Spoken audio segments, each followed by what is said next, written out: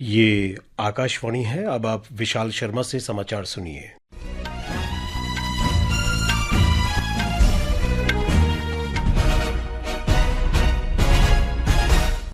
हैदराबाद में चार मीनार के पास गुलजार हाउस के नज़दीक एक रिहायशी इलाके में आज सवेरे आग लगने से 17 लोगों की मृत्यु हो गई और कई घायल हो गए। घायलों को नज़दीकी अस्पतालों में भर्ती कराया गया है। आग लगने की सूचना मिलने के तुरंत बाद 11 दमकल गाड़ियां भेजी गईं। मृतकों की संख्या बढ़ने की आशंका है।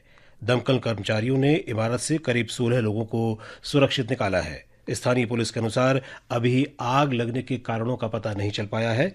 कोयला मंत्री जी किशन रेड्डी दुर्घटना स्थल पर गए और पीड़ित परिवारों को हर संभव सहायता का आश्वासन दिया। तेलंगाना के मुख्यमंत्री रेवंत रेड्डी ने अधिकारियों को हिदायत दी है कि पीड़ितों को बेहतर चिकित्सा सुविधा उपलब्ध कराने के सभी उपाय करें। प्रधानमंत्री नरेंद्र मोदी ने इस दुर्घटना में लोगों की मृत्यु पर दुख व्यक्त किया है। एक सोशल मीडिया पोस्ट में उन्होंने कहा कि मृतकों के परिजनों को प्रधानमंत्री राष्ट्रीय राहत कोष से 2-2 लाख रुपए की अनुग्रह राशि दी जाएगी और घायलों को 50-50 हजार रुपए दिए जाएंगे। उन्होंने घायलों के शीघ्र स्वास्थ्य लाभ की कामना की।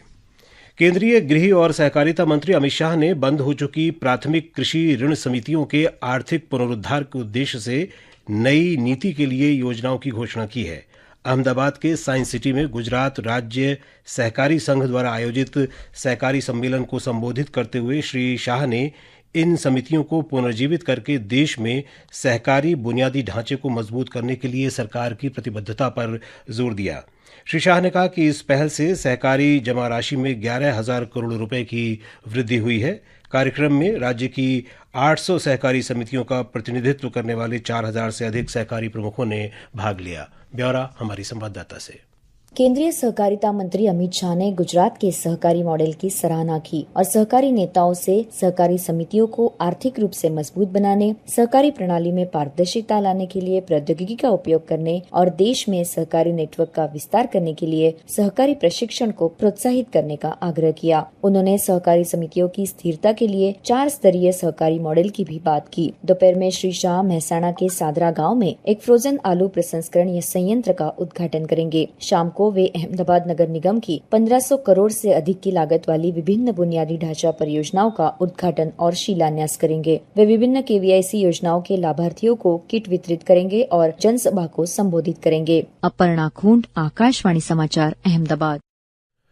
गृहमंत्री अमित शाह ने कहा है कि नरेंद्र मोदी सरकार ने विभिन्न कार्यक्रमों के जरिए पिछले 10 वर्षों में स्वास्थ्य क्षेत्र में अभूतपूर्व परिवर्तन किए हैं। गुजरात के मेहसाणा जिले के गुजारिया में के पटेल और मधुबेन के पटेल नर्सिंग कॉलेज के नवनिर्मित भवन का उद्घाटन करते हुए श्री शाह ने कहा कि नर्सिंग कॉलेज में बढ़ी हुई सुविधाओं का लाभ निकटवर्ती गांवों के गरीब लोगों को मिलेगा। गाजा में युद्ध विराम के लिए इसराइल और हमास के बीच वार्ता फिर शुरू हो गई है। कतर और अमेरिका की मध्यस्थता में कल दोहा में वार्ता आरंभ हुई। हमास ने 60 दिन के युद्ध विराम और इसराइल द्वारा फलस्तीनी कैदियों की रिहाई के बदले 9 बंधकों की रिहाई पर सहमति व्यक्त की है।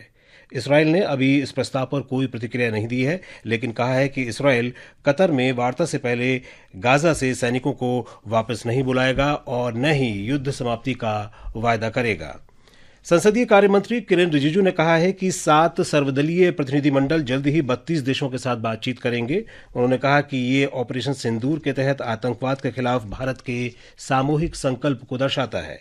एक सोशल मीडिया पोस्ट में श्री रिजिजू ने इस संयुक्त मोर्चे का प्रतिनिधित्व करने वाले सांसदों और प्रतिनिधिमंडलों की सूची साझा की। मौसम विभाग ने आज असम, मेघालय और दक्षिणी कर्नाटक के भीतरी हिस्सों, त्रिपुरा, अरुणाचल प्रदेश, तटीय कर्नाटक, केरल, तमिलनाडु, पुदुचेरी, तेलंगाना, दक्षिणी मध्यवर्ती महाराष्ट्र, पश्चिम बंगाल, सिक्किम और बिहार में तेज बारिश का अनुमान व्यक्त किया है। मराठवाड़ा, गुजरात, कोंकण और गोवा में गरज बिजली और तेज हवाओं के साथ मध्यम वर्षा हो सकती है। जम्मू, उत्तर प्रदेश, राजस्थान और उत्तरी मध्य प्रदेश में लू चलने का अनुमान है। आईपीएल क्रिकेट में आज जयपुर में राजस्थान रॉयल्स और पंजाब किंग्स के बीच मुकाबला जारी है। मुकाबले में पंजाब किंग्स ने टॉस जीतकर पहले बल्लेबाजी का फैसला करते हुए ताज़ा समाचार मिलने तक 6 ओवर में 3 विकेट पर 58 रन बना लिए हैं। आज ही दिल्ली में शाम 7:30 बजे से दिल्ली कैपिटल्स और गुजरात टाइटंस के बीच मुकाबला होगा। इसके साथ ही ये समाचार बुलेटिन समाप्त हुआ।